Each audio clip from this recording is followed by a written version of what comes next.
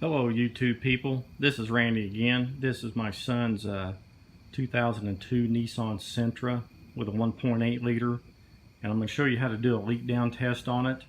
You can use this leak down procedure on any engine, and you have to have this special tool here. I've got shop air going into this side. There's a regulator.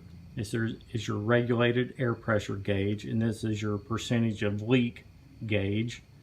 And this hose here goes into the cylinder that you're checking. It just threads into you take the spark plugs out, thread that hose in there, and what we're going to do is we're going to put air pressure on this and read the percentage of leak on this gauge. And there's a chart here on my box that it came in. I don't know if you can read that or not. You can put it at well, I think it says 75. I can't read it right now.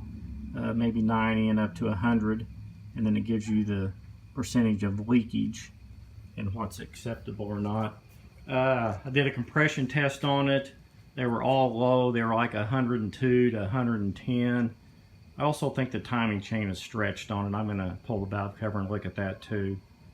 I've got, I think, at least 2 other videos in this car, maybe 3.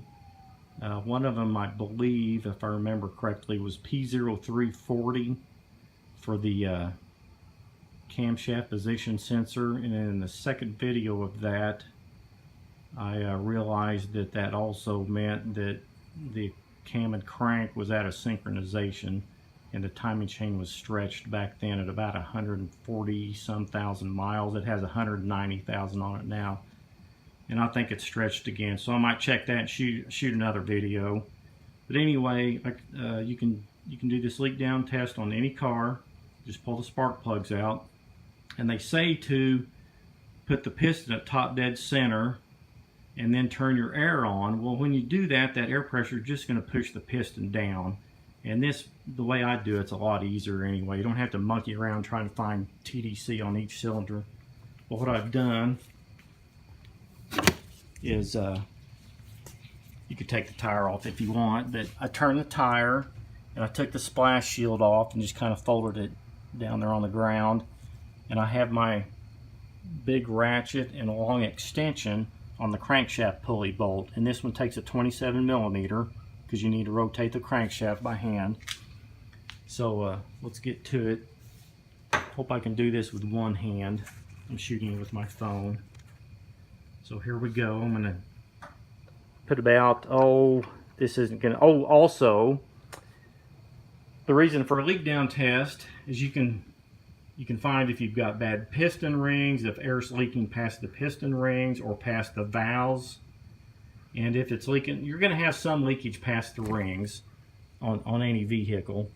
So what you might want to do is take the oil fill cap off, and you can kind of hear it anyway while you're doing it. But if you hear air inside here, then it's leaking past the rings, and some leakage is normal. But if you don't have much pressure on this secondary gauge, then you've got really bad rings.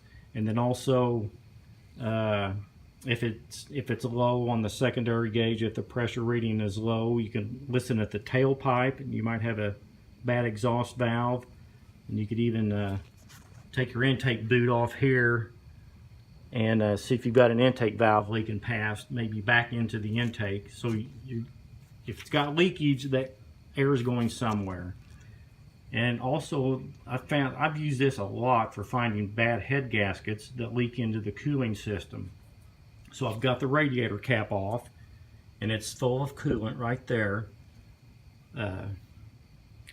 So when I put air to it, it's going to push the coolant up because it's got a cracked head or blown head gasket into the cooling system. So that air is going to push this coolant up. So I've already done that. I'll show you, but I know it's got a problem.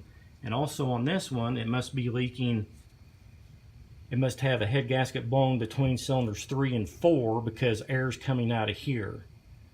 And then I also put the hose in cylinder 4, and it did vice versa. I heard air coming out of 3, and it also pushed the coolant up. But I put it back in 3, it's a little worse this way. So here we go. Gonna put some air pressure on it. Really all I need is 40 or 50 psi. Okay, and let me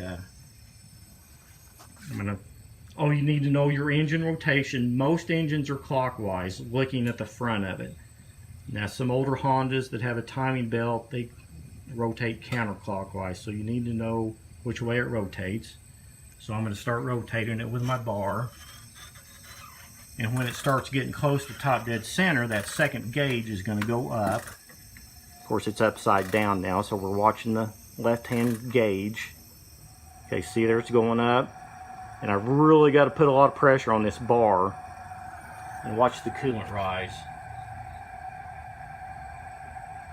There it goes, it's overflowing. And I don't know if you can hear it.